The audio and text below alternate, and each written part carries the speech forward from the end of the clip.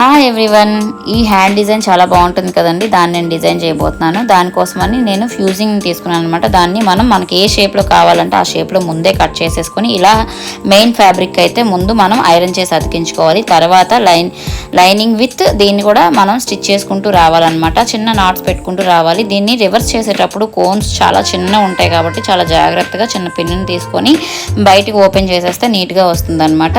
తర్వాత దీనికి పైనుంచి కూడా ఒక స్టిచ్ చేసుకొని రావాలండి. ఎందుకంటే రేపు మనం వాష్ చేసేటప్పుడు లోపల ఉన్న ఫ్యూజింగ్ ఊడిపోకుండా ఉండాలంటే ఖచ్చితంగా ఒక స్టిచ్ అయితే వేసుకోవాలండి ఫుల్గాను. నేను ఎప్పుడు లైనింగ్ కంటే ఎక్స్ట్రాగానే మెయిన్ ఫ్యాబ్రిక్ అయితే తీసుకుంటాను. ఎందుకంటే మనం స్టిచ్చింగ్ చేసేటప్పుడు ఫ్యాబ్రిక్ కొంచెం అటు ఇటు అయినా కూడా అడ్జస్టబుల్ అవుతుంది అనమాట.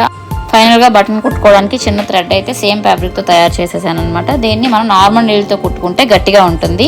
ఇది ఎలా అనిపించిందో కామెంట్ బాక్స్లో కామెంట్ చేయండి. మీరు కనుక నా ఛానల్ ఫస్ట్ టైం విజిట్ చేస్తే please like, share and subscribe. Thank you so